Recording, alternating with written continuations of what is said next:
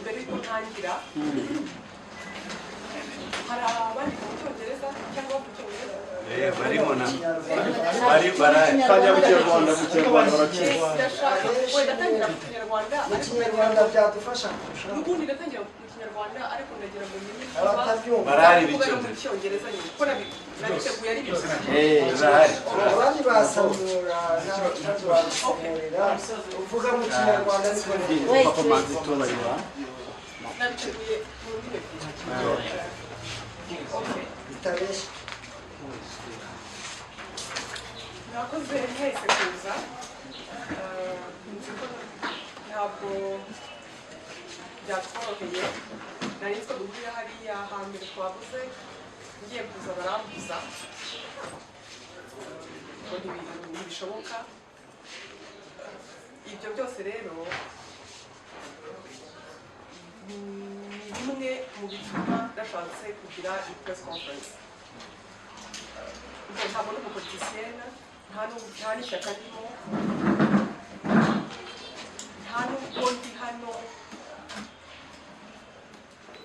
ku izina rya famiye yanjye ndi hano kuri njye impamvu rero ndi hano kandi nta inshingano za politike cyangwa zindi mfite ni uko abitwa ngo baraduhagarariye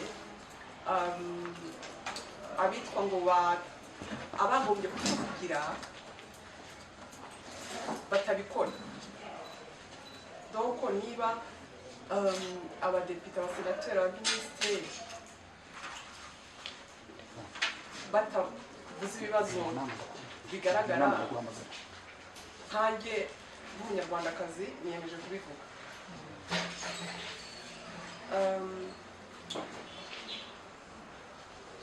ndavuga ku kibazo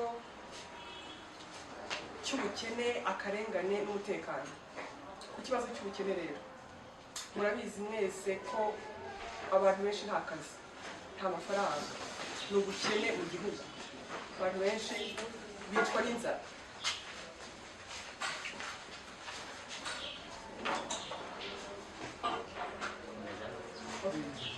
hakaba hari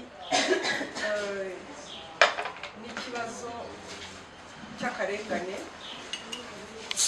abimurwa ku mpamvu bita ngo ni impamvu z'inyungu rusange ariko ugasanga abaturage benshi bahombeyemo kuko amasambu ibibanza byabo bakabibaha ku biciro biri hasi cyane noneho ukibaza izo nyungu ni rusange gute kandi abantu bahomberamo kandi ugasanga baba babimura ngo bubake imihanda amahoteli ukibaza ese iyo mihanda ni abantu bangahe bazayigendamo ni bangahe bafite imodoka none izo nyungu se zaba rusange gute ni bande bungukiramo rero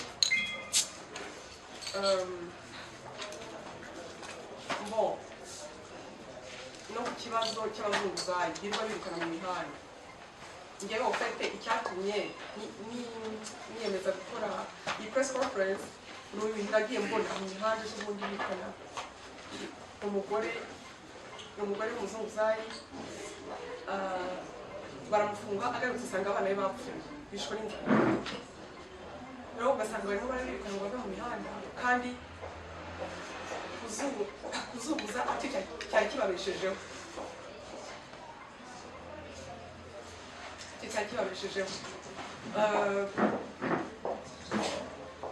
ibi rero ugasanga ibibazo byinshi cyane cyane inzara n'ibiki byose biva ko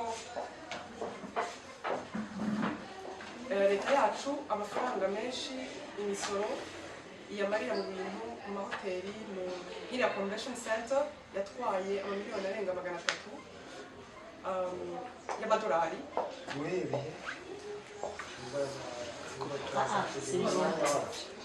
komeza abantu nta mazi nta mashanyarazi ariko barimo barashyira amafaranga mu bintu bigaragara muri icyo bita image kugira ngo abanyamahanga baze babe impressed. Donc ni ukwimpressiona abanyamahanga mbere y'uko abanyarwanda bagerwaho, mbere y'uko abantu babona amazi, babona amashanyarazi, mbere abandi bakicwa n'inzara muri make.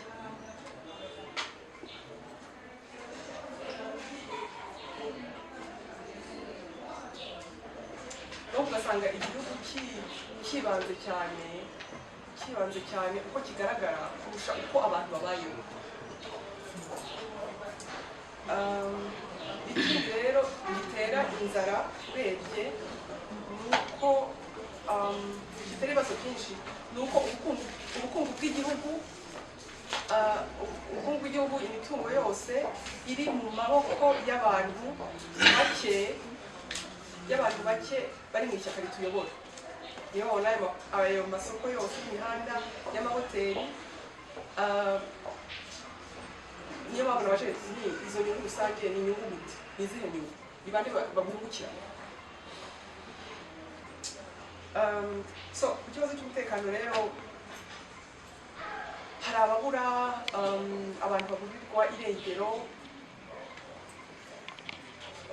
hari abicwa, kandi abo bose babikora, abo bakora ayo mahano nta n'umwe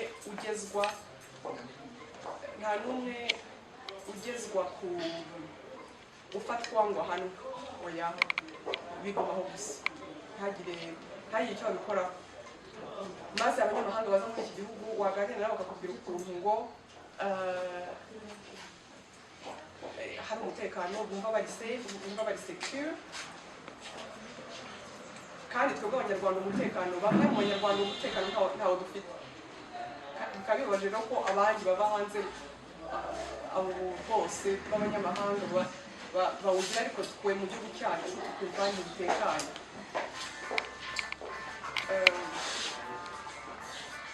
Bon, okay, ngo nihute. Ikintu nashaka kuvugaho ni ofete ngewe kandi karengane ni akarengane hari umukecuru duturanye, umwana we, umuhungu we baraje baramutwara, ni abaresikape ba jenoside. Uwo muhungu niwe wenyine yari asigaranye, abandi bose bari bishe, umugabo n'abana bose. Donc kandi ejo bundi tuzaba twibuka jenoside yakorewe abatutsi. Yego tugomba kwibuka jenoside yakorewe abatutsi kubera ko abacu benshi baguyemo, ariko kuba yaba n'abasigaye turababaye, n'abasigaye ntaho turi.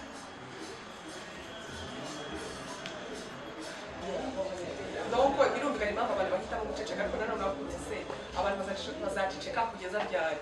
Hari n'abatakiturimo ntacyo bari babuze, kuko no gukekwa gusa ni ikibazo. Gukekwa ko ari icyo wakoze cyangwa wavuze kitajyanye neza n'ibyo leta ishaka, nabyo bicuviramo kujya mu mazi abiri. Mu bikorwa ni uburenganzira bwacu. Ntabwo kwexima ku bibazo bitagenda mu gihugu byagombye kuba icyaha kandi kirekire, icyaha kibi. Kugira ngo dushobore gukemura ibiri mu gihugu, tugomba d'abord gushobora kubigaragaza. Baravuga ngo ibuye ryagaragaye ntiba rikisha isuka, ariko n'ibyo bintu dushobora kubigaragaza. So umuntu azateza igihugu cye imbere gute adashobora no kuvuga ibibazo birimo.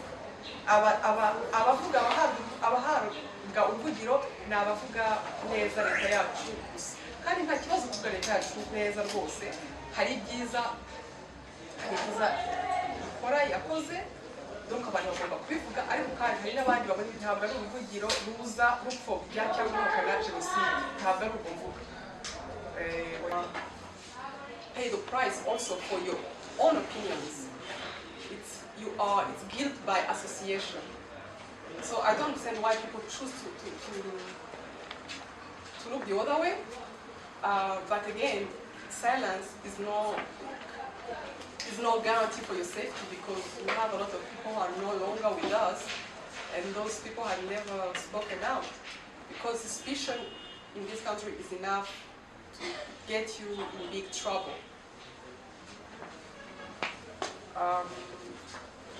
So, yeah. No, I'm almost no. here, Brian. She's not done. Yeah, please.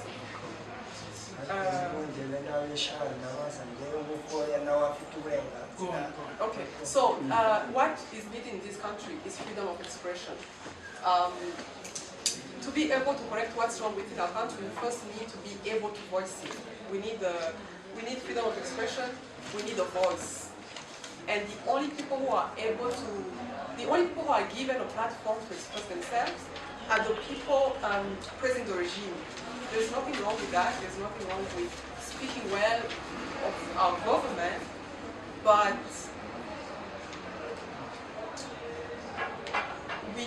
there's the rest of Rwandans who also would like to come to the table and point at what is wrong. There should be no crime in that, even though in this country that seems to be a crime. The crime is not committing horrible acts. It's not injustice. Those are not crimes. The crime is speaking out about what you hear, what you see, what you experience. And it should not be that way.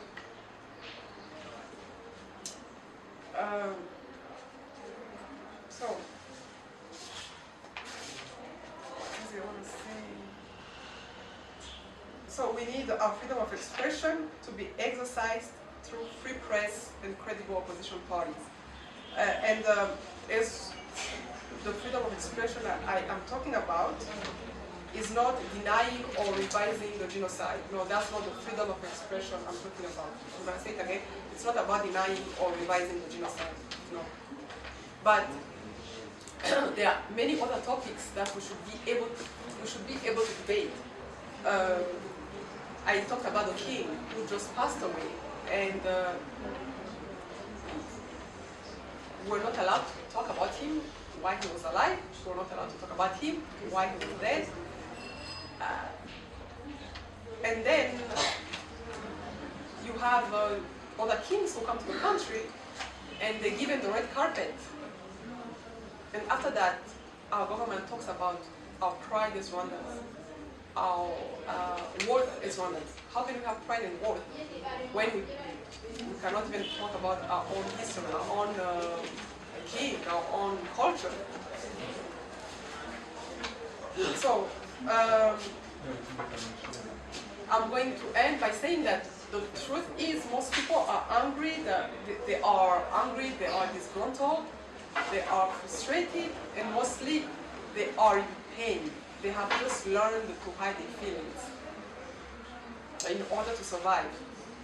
So what is needed is freedom of expression for many different factions of Rwandans who need their opinions to be heard and their views to be considered. Yeah, that's it.